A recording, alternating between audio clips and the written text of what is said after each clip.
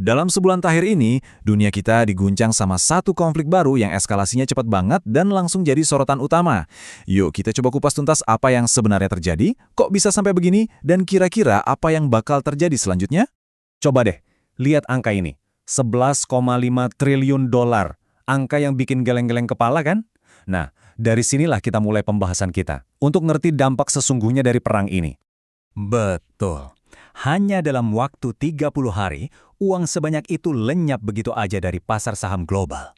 Ini tuh guncangan ekonomi yang terasa di mana-mana, dari Wall Street sampai ke pasar lokal kita. Ini nunjukin betapa gedenya pertaruhan dalam konflik ini. Nah, ini dia pertanyaan pentingnya. Kok bisa sampai separah ini? Untuk menjawabnya, kita perlu mundur sedikit. Balik ke hari di mana semua ini dimulai. Oke, kita mulai dari sini ya. Semuanya itu berawal dari satu operasi militer gabungan yang sangat terkoordinasi. Sebuah serangan yang bisa dibilang mengubah peta geopolitik Timur Tengah dalam semalam.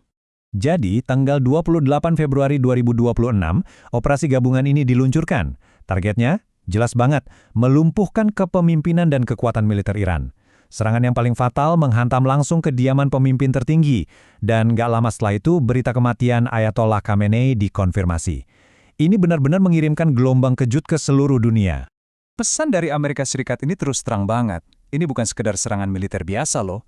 Ini adalah seruan terbuka untuk perubahan rezim yang ditujukan langsung ke rakyat Iran. Intinya mereka bilang, "Hey, ini kesempatan kalian, jangan disia-siakan."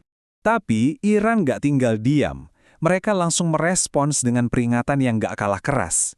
Nah, yang menarik di sini kan kontrasnya ya. Di satu sisi ada ajakan untuk revolusi, di sisi lain ada janji pembalasan yang mengerikan. Dari sini aja udah kebayang kan, eskalasinya bakal cepat banget. Dan bener aja, pembalasan itu datangnya cepat banget.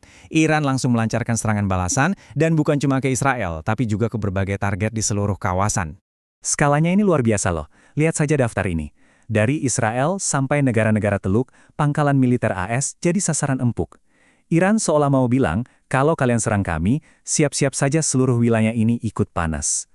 Dan ini langkah strategis yang cerdas, sekaligus berbahaya banget. Dengan menutup Selat Hormuz, Iran itu secara efektif menyandra sepertiga pasokan minyak dunia yang lewat laut.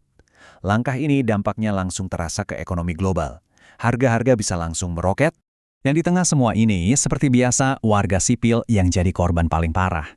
Serangan menghantam infrastruktur sipil dari hotel mewah di Dubai sampai bandara. Angka korban jiwa terus bertambah, menunjukkan harga yang harus dibayar dari konflik yang makin menjadi-jadi ini.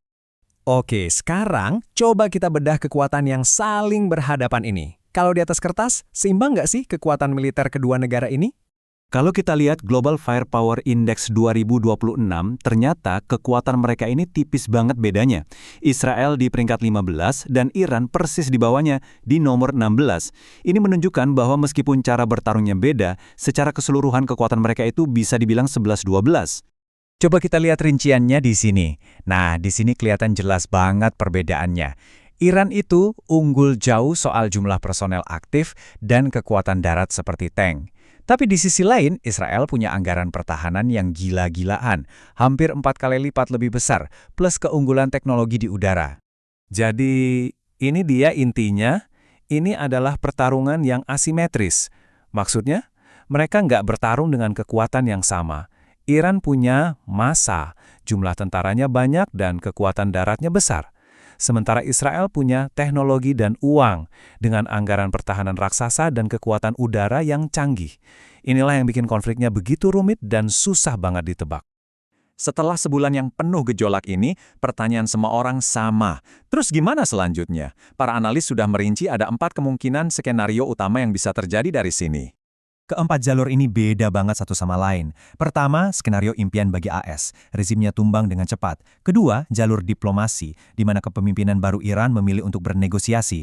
Ketiga, perang ekonomi, di mana Iran fokus mengganggu pasokan minyak. Dan keempat, skenario paling buruk, perang regional skala penuh yang menyeret lebih banyak negara ke dalam konflik, yang bisa mengganggu pasokan energi global selama berbulan-bulan atau bahkan bertahun-tahun.